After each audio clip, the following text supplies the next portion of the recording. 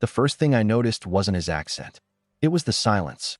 Not the awkward kind, not the we don't know what to say kind. It was heavier than that. Intentional, almost. Like he was weighing every word before deciding whether it was worth risking. We were sitting across from each other in a small conference room with a glass wall and a view of absolutely nothing interesting, just another gray building and a flickering fluorescent light. I'd been hired as a freelance interpreter for the week, nothing unusual. Corporate client.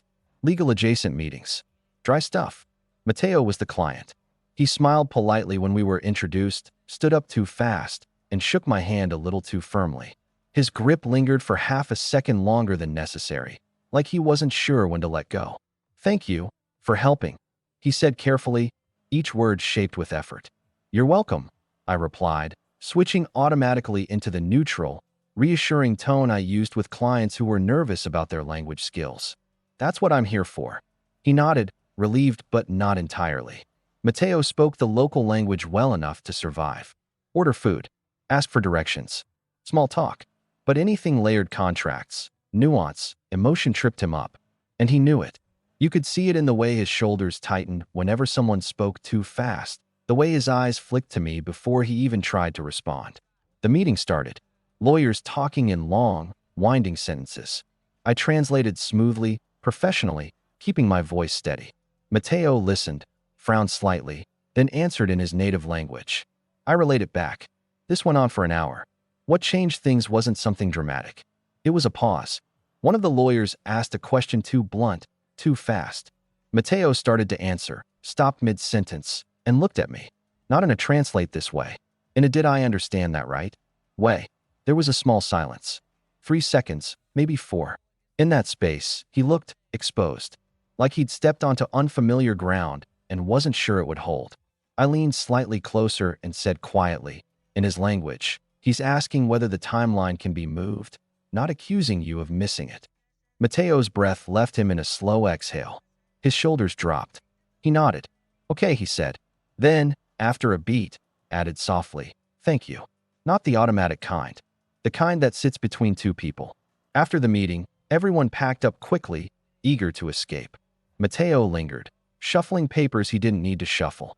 I pretended to check my phone, giving him space, but he cleared his throat. "Theo," he said, testing my name like it might change shape in his mouth. "Yes. You were very clear when you explained things." He hesitated, searching for words. "You make it less frightening." I smiled, a small one. "That's part of the job." He laughed quietly at that, then shook his head. "No, I think it is more than that." Another pause. This one different. Softer. "I was thinking," he continued, "if you are free later, maybe you could help me practice? Not work. Just talking." I should have kept it professional. Should have suggested an email or declined politely. Instead, I heard myself say, "I'd like that." His smile this time wasn't polite at all. We met that evening at a small cafe near his hotel. One of those places that tried too hard to feel cozy, exposed brick, low lights, mismatched chairs, but somehow it worked. Maybe because it was quiet enough to let pauses exist without feeling loud. Mateo arrived early. I could tell because he was already standing when I walked in, phone in hand, like he'd been rehearsing what to do with it. He looked more relaxed than he had in the office, jacket off, sleeves rolled up just enough to show his forearms. "Hi," he said. "Hi," I replied, hanging my coat. "You didn't have to beat me here." He smiled, sheepish. "I like to know where I am before someone else arrives." We ordered coffee. He hesitated, glanced at me, then ordered in the local language anyway. Got one word wrong. Corrected himself. The barista didn't care. Mateo flushed slightly, but I didn't step in. That was important. I was starting to realize when not to translate mattered just as much as when to. We sat. For a moment, neither of us spoke. "So," I said finally, "what do you want to practice?" He thought about it, then shrugged. "Normal things. Things people say when they are not working." "Okay. Like what?" Mateo smiled faintly. "Like this part.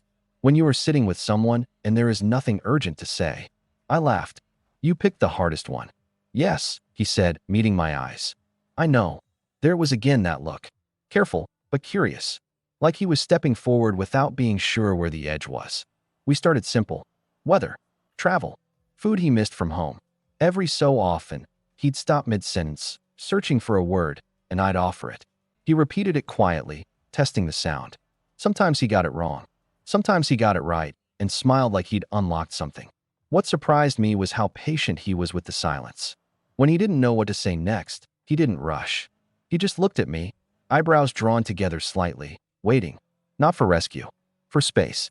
At one point, he tried to explain a joke someone had told him earlier that day. It fell apart halfway through. The grammar collapsed. The punchline vanished. He stopped, then laughed at himself. It is better in my head. I believe you, I said. You want to try again? He shook his head, still smiling. No, but thank you for letting it be bad. That landed somewhere deep in my chest. As the CA thinned out, the conversation drifted. Less practice, more honesty. He told me about moving here for work, about how lonely it felt to constantly misunderstand or be misunderstood. In my language, he said slowly, I am smoother, more confident. Here, I feel like a child asking for things. You don't come across that way, I said. He tilted his head. No, I repeated. You come across careful, thoughtful. He considered that, then nodded. That is acceptable. When we stood to leave, there was that familiar moment again. Do we hug, shake hands? Nothing at all. Matteo solved it by simply standing a little closer than before. Thank you, Theo, he said. For tonight. And for the pauses. The pauses? I asked. He smiled, soft and deliberate. Yes, they say things the words cannot. As he walked away toward his hotel, he glanced back once. Just once. I stood there longer than I needed to, already aware that something quiet and irreversible had started. The next day felt different before it even started. I noticed it the moment Matteo walked into the office. He wasn't late, wasn't early, just deliberate. He caught my eye immediately, his mouth lifting in a small smile that didn't seem meant for anyone else. Good morning, he said. Morning, I replied, and it sounded warmer than usual. The meetings were denser that day. More tension. Numbers, deadlines, subtle pressure disguised as politeness. Matteo struggled more. I could hear it in the way his sentences shortened, the way he leaned back in his chair like he was trying to create distance from the language itself. Once, he said something that came out sharper than he meant. I softened it when I translated. He noticed. Afterward, in the hallway, he stopped me with a light touch on my sleeve. You changed my words, he said quietly. I searched his face, unsure if I'd crossed a line. I adjusted the tone. It sounded harsher in this language than I think you intended. He studied me for a long moment. Then he nodded. Yes, you understood. That word again. Understood. It seemed to follow us around, showing up where neither of us quite expected it. We didn't plan to have dinner together that night.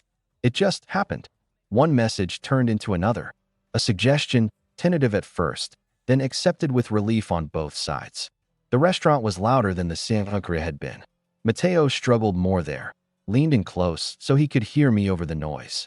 His shoulder brushed mine when he laughed at something I said, and he didn't move away right away. At one point, the waiter asked him a question too quickly. Matteo froze, then looked at me, not panicked. Just uncertain. I waited. He tried again, slower. Got through it on his own. When the waiter left, Matteo exhaled and smiled at me like he'd just crossed a finish line. You see, he said. I am learning. You are, I agreed. You don't need me as much as you think. Something flickered across his face at that. Not fear. Not disappointment. Something more complicated. Maybe, he said carefully. But I like when you are there. The rest of dinner slipped into something softer. Less effort. More glances that lasted a second too long. When he searched for a word, I didn't always supply it. Sometimes I let the silence stretch, let him find it himself. Sometimes he didn't. And sometimes we just let it go. Walking back toward his hotel, the city felt quieter than usual.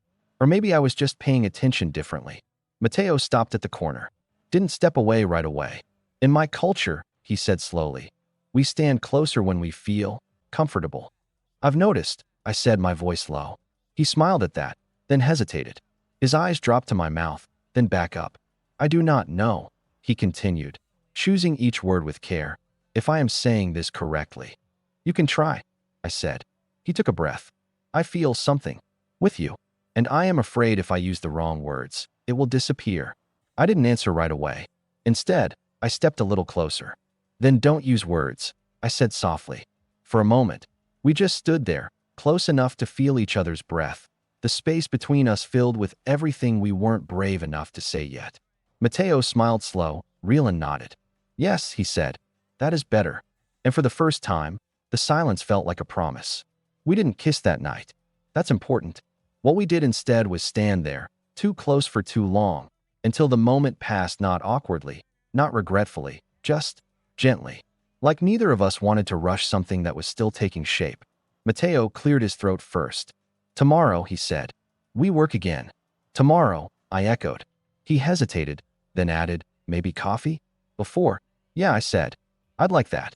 That seemed to settle something in him. He nodded once, then stepped back, giving me a small, almost formal wave before turning toward the hotel entrance. He didn't look back this time. I walked home with my hands in my pockets, replaying everything we hadn't done, realizing it somehow felt more intimate than if we'd crossed that line already. The next morning, he was already there when I arrived at the Ciacra near the office. 2 coffees sat on the table, one untouched. I guessed, he said, pointing. Milk, no sugar? That's right, I said, surprised. He smiled. I listened. That became our quiet rhythm. Coffee before work, sitting side by side instead of across from each other. Sometimes talking, sometimes not. When the meeting started, we slipped back into our professional roles, but something had shifted. Mateo spoke with more confidence. When he stumbled, he didn't panic. He glanced at me, grounding himself, then continued. Once, during a particularly tense discussion, he said something idiomatic, something he'd clearly practiced. It wasn't perfect, but it landed. The room reacted well. Mateo looked at me afterward, eyes bright. Did you hear? I did, I said. You nailed it. His smile lingered longer than necessary. That afternoon, there was a misunderstanding. Small but sharp. One of the executives misinterpreted Mateo's hesitation as evasiveness. The air tightened instantly. Mateo opened his mouth, then stopped. He looked at me, not asking me to speak for him, just checking. I translated exactly what he said this time. No smoothing. No protection. It worked. Later, when we were alone in the hallway, he said, You trusted me. I did. And you were right. He leaned against the wall, closer than usual. I am starting to understand something, he said slowly. Language is not only words. It is confidence. Timing. When to stop. Exactly, I said. He glanced at my lips, then away. I am bad at knowing when to stop. So am I admitted. That night, we didn't go out. We walked instead. No destination. Just streets and conversation that drifted between languages, between seriousness and humor. Sometimes he'd say a sentence half in one language, half in the other, and we'd both laugh at the mess of it. At one point, he reached for my hand without looking. Didn't squeeze. Didn't pull. Just held. It felt natural in a way that surprised me. When we finally stopped, it was outside my building. This is me, I said. I know, he replied. I have been memorizing. I laughed softly. Of course you have. There was another pause. Familiar now. Comfortable. This time, Mateo said, voice lower. I think I know the right words. I waited. I do not want you only as my translator, he said. I want you as the person who sits next to me when I am quiet. My chest tightened. I stepped closer, close enough that there was no confusion left to translate. Then stay, I said. He smiled, and this time, when he leaned in, there was no hesitation at all. His lips were warm. That was my first clear thought, simple, grounding, like my brain grabbed onto something physical so it wouldn't spiral. Mateo kissed carefully, like he was still worried about getting the grammar wrong. Not rushed, not uncertain either. Just intentional. I kissed him back, slow enough that neither of us had to guess what the other meant. When we pulled apart, it wasn't dramatic. No sharp inhale, no cinematic pause. Just 2 people standing very close, foreheads almost touching, smiling like we'd finally aligned something that had been slightly off all week. I think, Mateo said softly, that was correct. I laughed, low and quiet. Yeah, that was perfect. We didn't go inside right away. We stood there on the sidewalk, hands still linked, like we were both recalibrating, adjusting to this new version of us that existed now. Eventually, he squeezed my fingers. Tomorrow will be my last full day of meetings. I know, I said. I'd been trying not to think about that. His expression shifted, something more serious slipping in. I am not very good at endings. Most people aren't, I said. He nodded. Still, I would like to not end this badly. That stayed with me all night. The next day was quieter between us. Not distant, just thoughtful. Mateo focused hard in the meetings, and I translated with the steady calm I'd built my career on, even though part of me wanted to memorize everything about the way he frowned when concentrating, the way his foot brushed mine under the table like a silent check-in. At lunch, we sat on a bench outside, sharing a sandwich because neither of us had planned properly. In my language, he said suddenly, there is a word for when something good happens in a place you were afraid of. What is it? He shook his head. It does not translate. Of course it didn't. That evening, instead of dinner out, he invited me up to his hotel room. He said it casually, like it wasn't loaded at all. I want to talk, he added quickly. And maybe not talk. I'm good with both, I said. The room was neat in the impersonal way hotel rooms always are. His suitcase was half-packed. That detail hit harder than I expected. We sat on the edge of the bed at first, shoes still on, like we were pretending this was just another conversation. He took my hand again, thumb tracing absent circles against my palm. I leave in 2 days, he said. But I do not want this to stay here. He gestured vaguely around the room. Temporary. I met his eyes. Neither do I. He exhaled, relief softening his shoulders. Good. Because I was afraid I would say it wrong. You didn't, I said. This time, when we kissed, it was deeper. Still gentle, but surer. Like we'd both accepted that understanding didn't require perfection, just honesty. Later, lying side by side, the city humming faintly outside the window, Mateo turned his head toward me. When I first hired you, he said, I thought you would help me speak. And now, he smiled, fingers brushing my arm. Now I think you help me listen. I closed my eyes, feeling that settle into place, already knowing this wasn't the kind of connection that ended neatly or quietly. And somehow, that didn't scare me at all. The morning after felt oddly ordinary. Sunlight filtered through the thin hotel curtains, too bright for how late we'd fallen asleep. Mateo was already awake when I stirred, lying on his back, one arm tucked behind his head, staring at the ceiling like he was mentally rehearsing something. Good morning, I murmured. He turned his head and smiled, slower than usual. Softer. Good morning. There was a hesitation, then tiny, almost invisible, as if we were both checking whether what we'd built the night before still existed in daylight. It did. We didn't rush. No grand gestures. Just coffee from the hotel machine that tasted like cardboard, shared quietly, standing too close near the window. Mateo corrected himself mid-sentence twice, then laughed. In my language, he said, shaking his head, I would sound much cooler right now. I don't know, I replied. I like this version. He looked at me for a long second. Me too. The final meetings went smoothly. Mateo barely needed me by the end. He spoke more, paused less, even joked once, an actual joke that made the room laugh. When it landed, he glanced at me instinctively, like he wanted to confirm it was real. I nodded, proud, maybe a little emotional. Afterward, we walked outside together. The air felt lighter, like the city had loosened its grip. I think, he said, hands in his pockets, this is where you say congratulations. Congratulations, I said. You did great. He stopped walking and turned to me. No, I mean this part.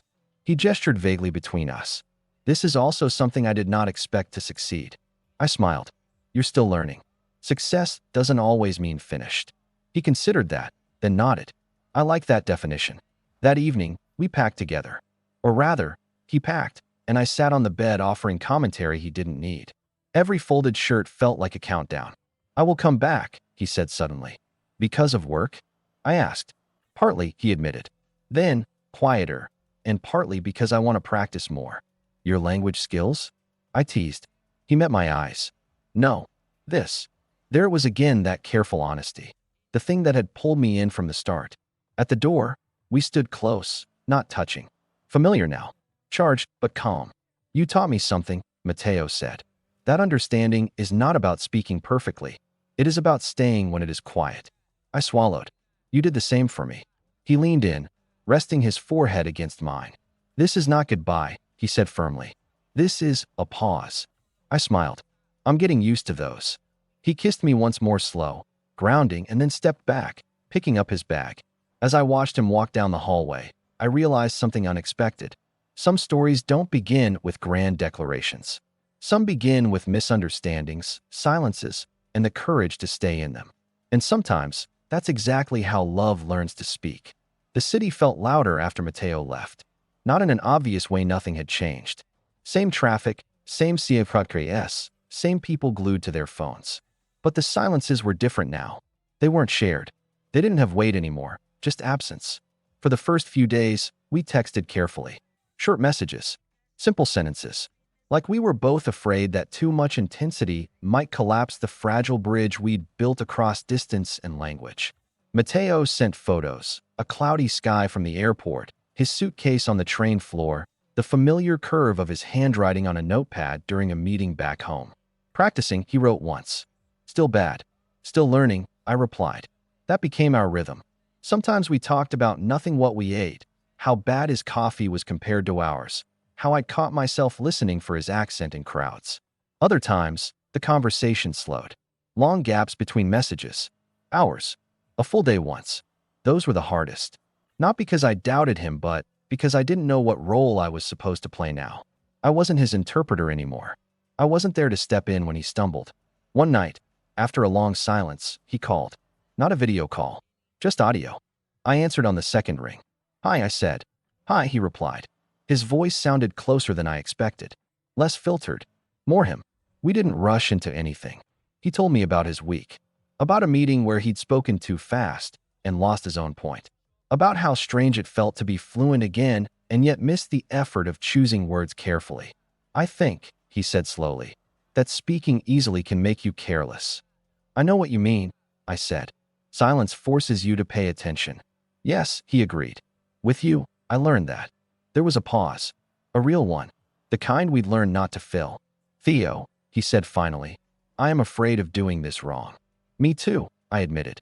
But I also know, he continued, that I do not want to stop just because I am afraid.